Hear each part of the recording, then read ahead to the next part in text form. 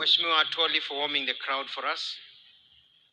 Mheshimiwa Rais, ningependa kutambua wale wote walio hapa na kwa niaba ya Mheshimiwa Musalia Mudavadi PCS nitambue viongozi wa serikali walio hapa kabla ya hotuba, ndio wananchi wajue ya kwamba serikali imejaajaa hapa kwa wingi. Penda kumtambua Speaker Mheshimiwa Francis Masika Wetangula, Papa wa Roma aliye hapa. Cabinet Secretaries wenzangu Wycliffe Ambetsa Oparanya, Deborah Mlongo Barasa, Geoffrey Kiringa Ruku, Public Service, Head of Public Service Felix Kiptarus Koskei yuko hapa. Makatibu tofauti wakiongozwa na Shadrack Mwadime wa Leba, Joseph Motari wa Special Protection, Dr. Raymond Omolo wa Interior, Susan Mangeni SME, Aurelia Rono Parliamentary Affairs, Regina Ombani wa Trade, Dr. Beatrice Inyangala wa Higher Education, Hari Kimtai of Mining, Professor Abdulrazak Shaukat Research, Idris Dokota Kohapa wa Cabinet Affairs, Jane Imbunya Public Service, Dr. Auma Oluga wa Health. Tuko pia na Director of Public Prosecutions Renson Igonga yuko hapa na viongozi tofauti pia. I'd like to recognize the President of the Labor and Employment Court, Labor Justice Monica Mbarun, and justices who are here. Your Excellency, mine is a very short speech. Life is about progress, a desire to wake up in the morning and go and make a living and live a decent life. Ability to have hope and to look forward and tell everybody about around you that mbele iko sawa. Your Excellency, when I was growing up, there was a poem I memorized called The Desiderata. And there's a line that says, enjoy your achievements as well as your plans. Keep interested in your own career. However humble, it is a real possession in the changing fortunes of life. Life, Your Excellency, is about progress. And I'm very pleased to be working for this government, your government, because we have seen progress.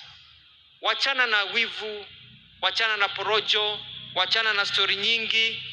Ukweli ni kwamba mgala muwe lakini haki yake mpe. There's been a lot of progress, and especially in the labor sector.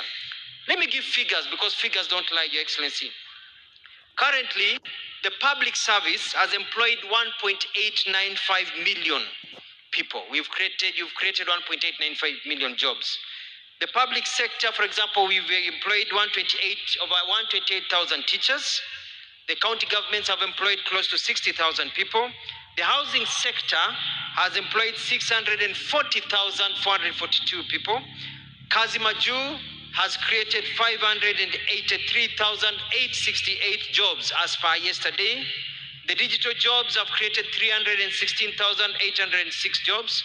You saw the CAVs passing here, 107,831. We have more in the Nyota program, etc., etc. In the public sector, the SME sector has generated 2.1 million jobs. The hotel sector and restaurant sector, 1.5 million jobs. Manufacturing has created 443,000 jobs. Transport and communication, 75,000 jobs. Construction, 50,000 jobs, and more. I'm not even mentioning the BPOs. If you add the figures that I've mentioned, Your Excellency, we are talking about over 6.2 million jobs created by your government. Kweli mbele iko sawa. Congratulations, Your Excellency. And I bet when the Bureau of Statistics, Your Excellency, compiles all the figures, looking at the effect of the Nyota program, the Hustler Fund and others, you will find that clearly we'll be talking about double digits in our country. Your Excellency, we thank you also. We have the recognition of prior learning, whereby people are given an opportunity to turn their skills into certificates to be able to get jobs. And soon we'll be giving 5,000 certificates.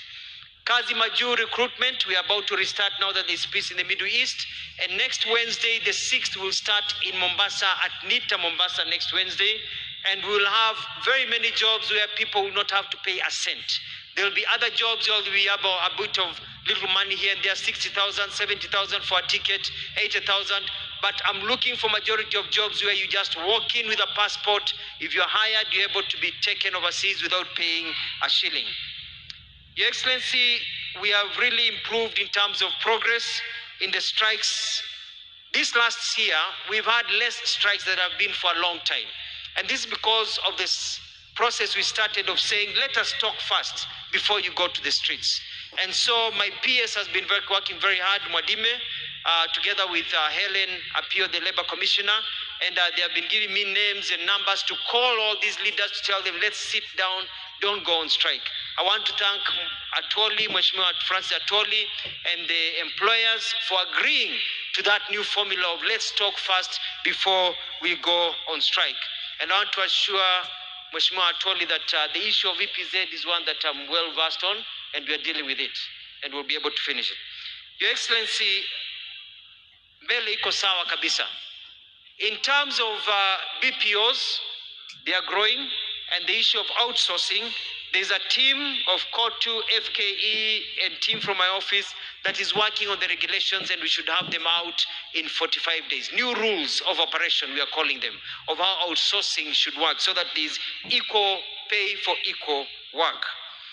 I'm proud to announce, Your Excellency, that with the reforms that are taken in NSSF, now from the day you retire, if you put your papers in and you've retired today, within 7 days you'll get your first payment.